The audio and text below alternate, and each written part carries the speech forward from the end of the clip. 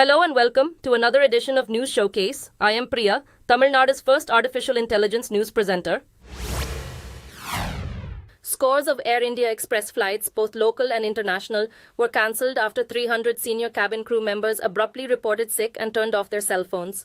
Official sources said on Wednesday more than 80 Air India Express flights were cancelled due to the cabin crew members going on mass sick leave. According to reports, the management of Air India Express is now attempting to communicate with the crew, who are protesting against new employment terms at the airline owned by the Tata Group. The airline has apologized to travelers and offered full refund or complimentary rescheduling of their flights. The trouble at Air India Express comes after pilots at Vistara, a full-service carrier also owned by Tata Group, went on protest over pay recently.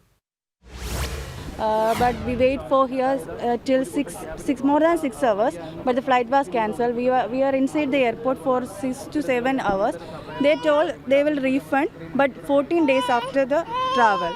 We don't have any use for the 14 days travel, so that's why we fight it. They arranged us ticket for today night. I came here at 5 o'clock in the morning. Then I came to know it was cancelled.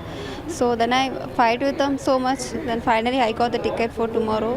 For medical emergency actually I am going. So I explained my situation and then they gave me the ticket for tomorrow. Very next.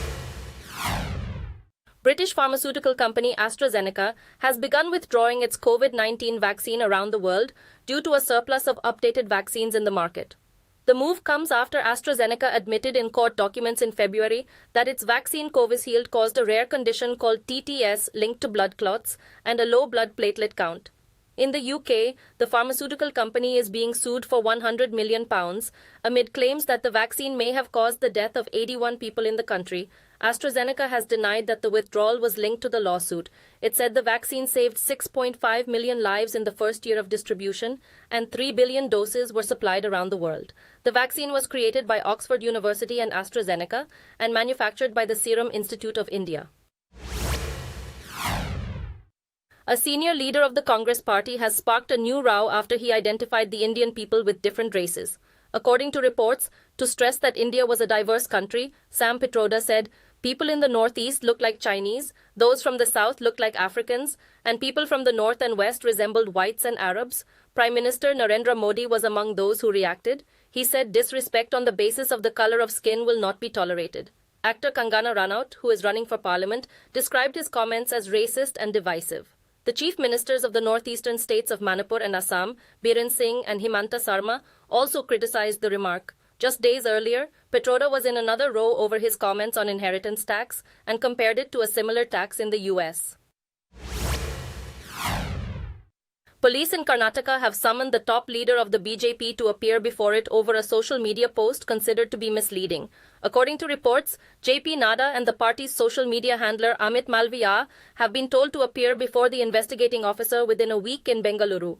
Reports said the summons is in connection with a post on X social media, which said the Congress party favored Muslims for reservation at the cost of other communities, which was posted by the BJP in Karnataka.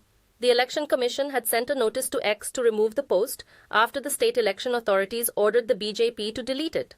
Social media plays a key role in India's election, which is extensively used by political groups to sway voters' opinion.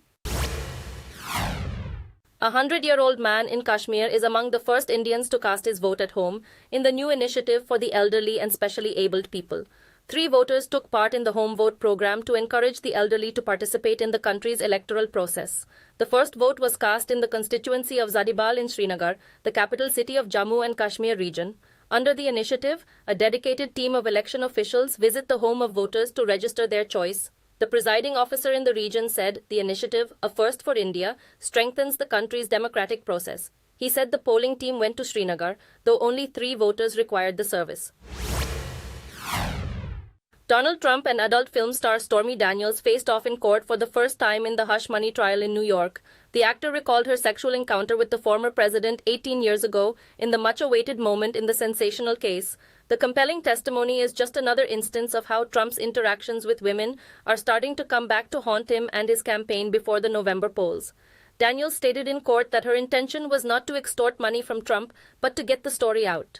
During a break in the proceedings, the judge warned against uttering vulgarities that were audible. Trump faces 34 counts of felony for falsifying corporate records, which includes attempts to cover up a payment to Daniels to secure her silence. Serbia has rolled out a red carpet welcome for China's President Xi Jinping, demonstrating the ironclad friendship between the two nations. While Belgrade continues its EU accession talks, it has been strengthening ties with China alongside in recent years. It is not common for world leaders to drop into Serbia, and the Chinese president's schedule is likely to draw criticism in some parts of Europe. His visit takes place on the same day the US carried out airstrikes on China's embassy in Belgrade 25 years ago. President of France Emmanuel Macron hosted Xi on Tuesday at the start of his first European tour in 5 years. His next stop is Hungary, where Prime Minister Viktor Orbán is his strongest ally within the EU. A senior official has said the US stopped sending bombs to Israel last week because of worries that it was about to launch a significant ground operation in Rafah in southern Gaza. The official stated that several high-caliber bombs were part of the package. According to the US official, Israel has not fully addressed concerns about the humanitarian needs of the people in Rafah. Reports said, a few hours after Israeli forces supported by tanks seized control of the vital Rafah crossing on the border with Egypt, there were more Israeli airstrikes during the night. Local medics said Rafah has been under particularly heavy Israeli bombing, and 7 members of one family reportedly died in a single attack. The US government says it has withdrawn certain licenses that permitted US chip manufacturers to supply specific products to Chinese technology company Huawei. The Department of Commerce did not say whose permits were revoked, but the action came after Huawei unveiled an AI-capable computer that ran on an Intel CPU. According to reports, American chip manufacturer Intel has not commented on the matter. It is believed semiconductor company Qualcomm also did not react to the news. Since 2019, the US has banned the export of technology to Huawei because of its links to the Chinese authorities. The restrictions have severely hurt Huawei, but the company appeared to be making a comeback with the launch of its latest smartphones.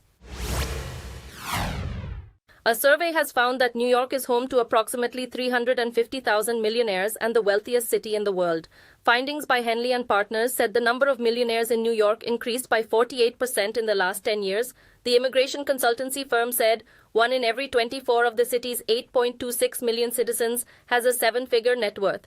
It said the ultra-rich in New York include 60 billionaires and 744 individuals with investable wealth of more than $100 million. Elsewhere in the world, the millionaire population in China's Shenzhen city, India's Bengaluru, and Vietnam's Ho Chi Minh City has surged in the past 10 years. But London and Hong Kong saw a sharp decline for various reasons. An official investigation reveals that over the past year, the world's oceans have smashed temperature records on a daily basis due to climate change. The current highs for the time of year have been surpassed by over 50 days, the biggest margin in the satellite era. The primary factors are gases that warm the planet, but El Niño, a type of natural meteorological occurrence, has also contributed to sea level rise. It said, the extreme heat of the waters has severely impacted marine life and sparked a fresh round of coral bleaching. Data from the European Union's Copernicus Climate Service served as the basis for the analysis. The Climate Service went on to affirm that the month of April had been the highest ever recorded in terms of air temperature, bringing the run of consecutive month-specific records to 11. Ireland has broken free from the curse of the Eurovision contest, making it to the grand final for the first time since 2018. That's because it was helped along the way by a goth gremlin goblin witch, singer Bambi Thug, whose electro-metal hit song Doomsday Blue is currently one of the favorites to win. Fans celebrated the most outrageous performances of the year, while other acts such as Finland's Windows 95 Man and Croatia's Baby Lasagna advanced past Tuesday's first semi-final. For Australian Eurovision fans, though, it was dismal news. Both their act, Electric Fields, and the submissions from Moldova and Iceland were unable to qualify. In the meantime, one of Tuesday's artists displayed a pro-Palestinian symbol, prompting the organizers to issue an apology. Thank you for watching. I am Priya, Tamil Nadu's first artificial intelligence news presenter. Do tune in, same time tomorrow, for a roundup of the latest news and updates in India and around the world.